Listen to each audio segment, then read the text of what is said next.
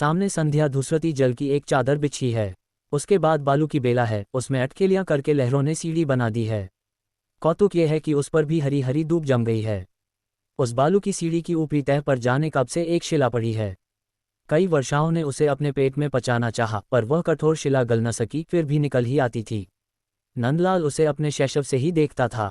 छोटी सी नदी जो उसके गांव से सटकर बहती थी, उसी के किनारे वह अपनी सितारी लेकर पश्चिम की धूसर आभा में नित्य जाकर बैठ जाता। जिस रात को चांदनी निकल आती, उसमें देर तक और अंधेरी रात के प्रदोष में जब तक अंधकार नहीं हो जाता था, बैठकर सितारी बजाता अपनी टपरियों में चला जाता था। नंदलाल अंधेरे में डरता न था, किंतु चंद्रिका में देर तक किसी अस्पष्ट छाया को देख सकता था। इसलिए आज भी उसी शिला पर वह मूर्ति बैठी है। गैरिक वसन की आभा सांध्य सूर्य से रंजित नभ से होड़ कर रही है। दो चार लंटें इधर उधर मानसल अंश पर वन के साथ खेल रही हैं। नदी के किनारे प्रायः पवन का बसेरा रहता है, इसी से यह सुविधा है। जब से शैशव सहचरी नलिनी से नंदलाल का वियोग हुआ है, वह अपनी सितारी से ही मन बहलाता है, सो भी एकांत में, क्योंकि नलिनी से भी वह किसी के सामने मिलने पर सुख नहीं पाता था। किंतु हाय रे सुख, उत्तेजना में आनंद को अनुभव करने के लिए एक साक्षी भी चाहिए। बिना किसी दूसरे को अपना सुख दिखाए हृदय भली भांति से गर्व का अनुभव नहीं कर पाता। चंद्र किरण, नदी तरंग, मलय हिल्लोल, कुसुम सुरभि और रसाल वृक्ष के साथ ही नंदलाल को यह भी विश्वास था कि उस पार का योगी भी कभी कभी उस सितारी की मीर से मरोड़ खाता है। लंटें उसके कपोल पर ताल देने लगती हैं। चांदनी निखरी थी। आज अपनी सितारी के साथ नंदलाल भी गाने लगा था।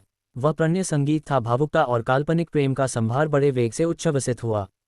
अंतःकरण से दबी हुई तरल वृत्ति जो विस्मृत स्वप्न के समान हल्का प्रकाश देती थी, आज न जाने क्यों गैरिक निर्झर की तरह उबल पड़ी। जो वस्तु आज तक मैत्री का सुख चिन्ह थी, जो सरल हृदय का उपहार थी, जो उदारता की कृतज्ञता थी, उसने ज्वाला लालसापूर्ण प्रेम का रूप धारण किया। संगीत चलने लगा। अरे कौन है, मुझे बचाओ। पवन ने उपयुक्त दूत की तरह ये संदेश नंदलाल के कानों तक पहुंचाया। वह व्याकुल होकर सितारी छोड़कर दौड़ा। नदी में फांद पड़ा। उसके कानों में नलिनी का सा स्वर सुनाई पड़ा। नदी छोटी थी, खरस्रोता थी। नंदलाल हाथ मारता हुआ लहरों को चीर रहा था। उसके बाहुपाश में एक सुकुमार शरीर आ गया। चंद्रकिरणों और लहरियों को बातचीत करने का एक आधार मिला। लहरी कहने लगी, अभागे, तू इस दुखिया नलिनी को बचाने क्यों आया? इसने तो आज अपने समस्त दुखों का अंत कर दिया था। किरण, क्यों जी, तुम लोगों ने नंदलाल को बहुत दिन तक बीच में बहाकर हल्ला गुल्ला मचाकर बचाया था। लहरी, और तुम ही तो प्रकाश डालकर उसे सचेत कराती रही हो। किरण, आज तक उस बेचारे को अंधेरे में रखा था। केवल आलोक की कल्पना करके वह अपने आलेख्य पट को उद्भासित कर लेता था। उस पार का योगी सुदूरवर्ती परदेशी की रम्य स्मृति को शांत तपोवन का दृश्य था। लहरी, पगली, सुख स्वप्न के सदृश और आशा में आनंद के समान में बीच में पड़ी पड़ी उसके सरल नेह का बहुत दिनों तक संचय करती रही आंतरिक आकर्षणपूर्ण सम्मिलन होने पर भी वासना रहित निष्काम सौंदर्य में व्यवधान बनकर मैं दोनों के बीच में बहती थी। किंतु नंदलाल इतने में संतुष्ट न हो सका।